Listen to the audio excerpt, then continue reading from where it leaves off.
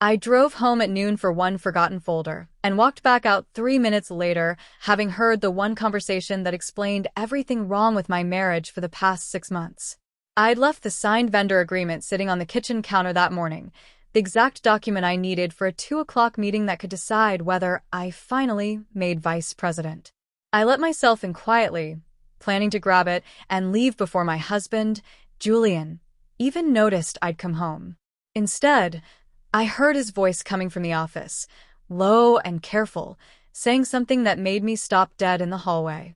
The launch date is locked for the 14th. Pricing tiers are exactly what I told you last week. Just make sure the wire clears before Friday.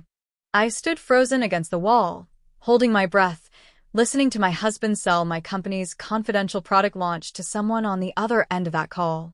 Welcome to Revenge Stories Narrated, where family betrayal meets inevitable justice and karma always collects its debt. My name is Erin Reeves. I'm 35.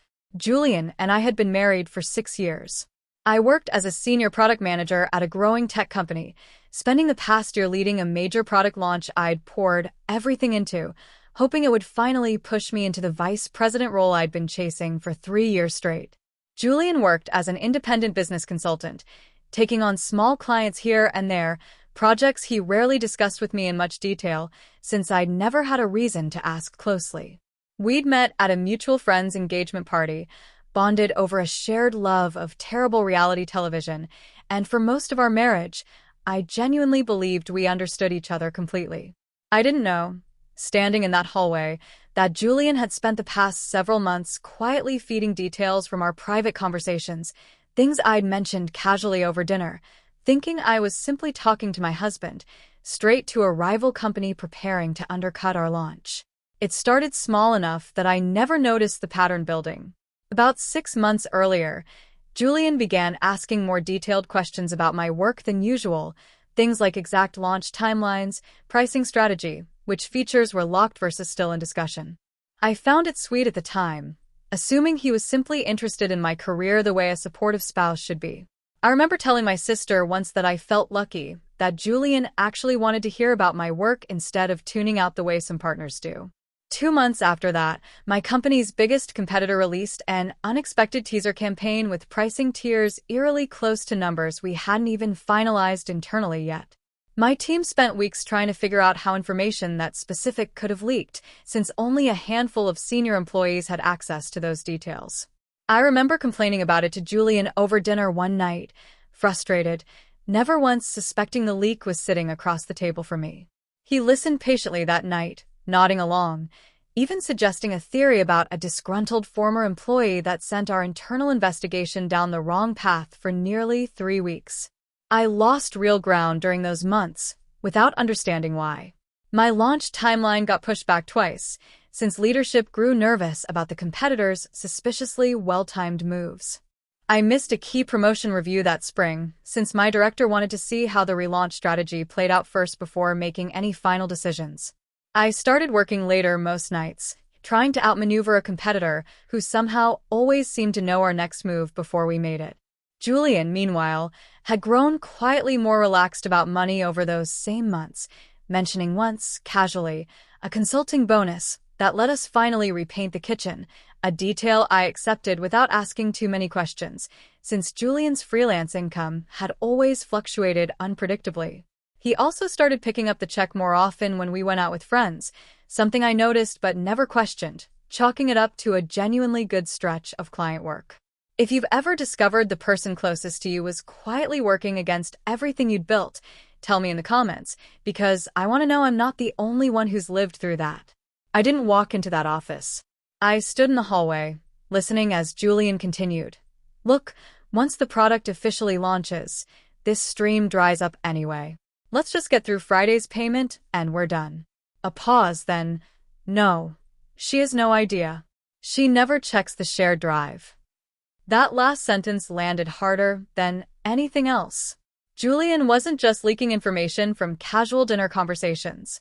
He'd been accessing files directly through a shared cloud folder we'd set up years earlier for household budgeting, one I'd apparently, at some point, also used to back up work documents without thinking twice about who else had access. I left the house without the vendor agreement. I sat in my car in the driveway for almost 20 minutes, hands shaking slightly, replaying the sentence about the shared drive over and over, before I finally called my company's general counsel, a sharp, no-nonsense attorney named Rebecca Torres, and told her everything I'd just heard. "Erin, don't confront him yet," Rebecca said. "If this is what it sounds like, we need documentation before anyone tips him off that you know." I didn't tell Julian anything that night. I came home at the usual time, made dinner, asked about his day, and let him tell me, easily, that it had been pretty quiet, mostly emails. I nodded and said nothing, thinking about the shared drive the entire time. Over the following week, working quietly with Rebecca and our company's IT security team, I learned exactly how far it went. Julian had accessed the shared folder 41 times over the past 5 months, downloading internal launch documents, pricing models, and competitive strategy decks, all timed suspiciously close to major decision points in our project. It was during that same week that I finally understood who was on the other end of those calls. IT traced the download activity to a device registered under Julian's business account, and separately, Rebecca's team identified payments totaling nearly $32,000 moving into an account under Julian's consulting business, all originating from a shell entity linked to our biggest competitor, a small holding company that, once unwound, led directly back to the executive team overseeing their rival launch. He hadn't just been careless with information. He'd been running a paid pipeline straight from our marriage into a rival company's strategy meetings, timed perfectly to undercut a launch I'd spent a year of my life building. Rebecca told me she'd handled leak cases before, but rarely one where the source was quite this close to home, or quite this well documented once we knew where to look. I didn't confront Julian yet. I let Rebecca and the security team quietly finish building the case, capturing 2 more suspicious downloads over the following 10 days, while I kept coming home every night, saying nothing, cooking dinner, sleeping beside a man who had no idea how much documentation was piling up against him.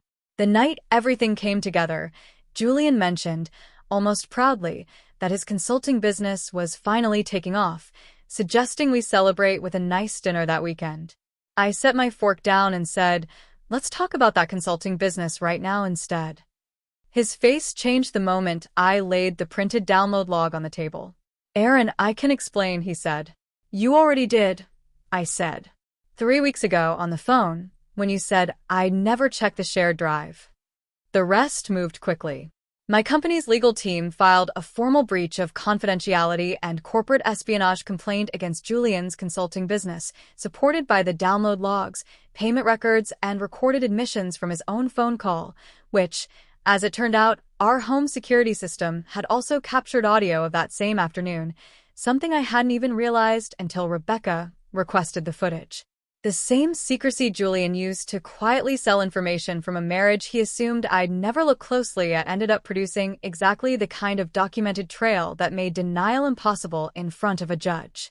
Julian's consulting business lost its 2 remaining major clients within weeks, once word of the espionage complaint spread through our small industry circle, since neither client wanted their own confidential dealings anywhere near a consultant now facing a corporate lawsuit. The competitor who'd paid him quietly settled with my company to avoid a longer legal battle and issued an internal policy change regarding vetted consultants after the story became something colleagues at both companies quietly discussed for months. I filed for divorce the same week the complaint went in. Julian moved out within the month, taking little more than his clothes and the laptop that had, by then, already been imaged twice for evidence. The shared cloud folder, along with every account tied to it, was the first thing I changed the locks on, so to speak, closing every access point that had ever let him quietly walk through my professional life uninvited. My product launched on schedule that spring, ahead of the competitor for the first time in months, since their pricing strategies suddenly needed a full rework once their access to ours disappeared. Our sales numbers in the first quarter after launch outpaced every internal projection, and leadership specifically credited the clean, uninterrupted execution as a turning point for the whole product line. I was promoted to vice president 2 months later, the promotion Julian had unknowingly helped delay for nearly a year without me ever understanding why. My director told me privately, once the case had fully closed, that the composure I'd shown handling the leak internally, quietly, and without panic, was part of what convinced leadership I was ready for the role in the first place. I still keep a small folder of the case documents in a drawer at home, not to relive it, but as a reminder that the quiet work of gathering proof mattered more, in the end, than the moment I nearly walked into that office and said something I couldn't take back. My sister asked me once whether I regretted not confronting him the second I heard that phone call, and I told her honestly that the version of me standing in that hallway wanted to, badly, but the version of me who waited is the one who actually got her career back. If you've ever had to quietly build the case instead of confronting someone before you had the proof to back it up, you already know it works better that way. Subscribe if you want more stories like this one, and tell me down below what you would have done standing in that hallway.